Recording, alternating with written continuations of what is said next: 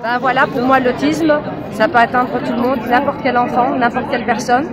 Moi j'ai découvert l'autisme grâce à ma meilleure amie, son enfant est autiste.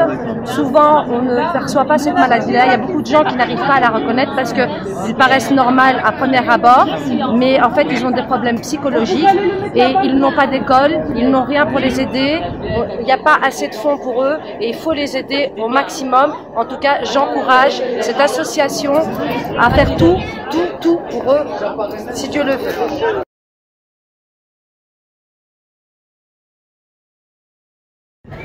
Aujourd'hui, c'est la journée mondiale de sensibilisation à l'autisme. Et nous manifestons pour mettre en avant, pour faire connaître les revendications des autistes, des personnes autistes et de leurs familles.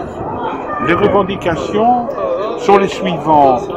Premièrement, il y a un manque catastrophique de moyens pour les autistes en Belgique. Les personnes autistes n'ont pas assez de moyens. Ça commence d'abord de la naissance et ça se termine par la mort. De la naissance, ce que nous réclamons, c'est qu'il y ait un diagnostic précoce pour savoir quels sont les enfants autistes et après une mise en forme, un encadrement adéquat pour qu'ils puissent se développer aussi bien que possible dans une société où ils devraient être insérés. Donc nous sommes pour l'insertion de tous les enfants autistes avec les autres enfants dans le système scolaire, éducatif, culturel, de telle manière qu'ils se trouvent bien là-bas.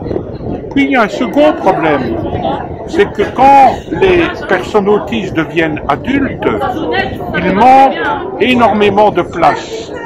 C'est tout à fait insuffisant, surtout les personnes autistes de grande dépendance, pour lesquelles on a besoin de soins attentifs. Et tout le monde peut comprendre que le jour où les parents meurent, les enfants autistes, les personnes autistes, les adultes, eh bien, n'ont plus leurs parents pour s'occuper d'eux. Et donc, c'est le devoir de la société. C'est le devoir de la société de s'occuper des plus fragilisés de la société. Ce n'est pas une faveur que l'on fait.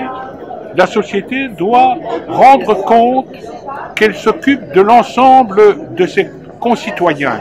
Il y a de l'argent pour certaines choses et il n'y a pas d'argent pour d'autres choses.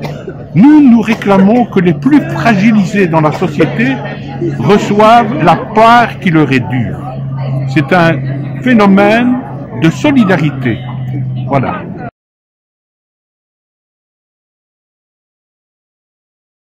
Voilà, donc je suis ambassadeur d'Autistan en Belgique, ici le drapeau de notre organisation non gouvernementale et internationale,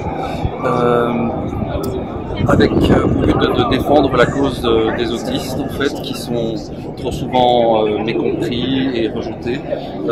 Beaucoup de souffrances, qu'elles soient sociales ou sensorielles ou émotionnelles, pourraient être évitées si on les acceptait, si on adaptait en fait tout simplement leur environnement pour qu'ils souffrent moins, plutôt que de les parquer dans des institutions où en fait on leur empêche l'accès à quelque développement, à quelque autonomie que ce soit finalement. Donc la liberté, c'est finalement le terreau qui permet aux autistes de s'émanciper, de s'épanouir et donc d'être plus autonomes, ce qui est un bienfait pour la société tout entière.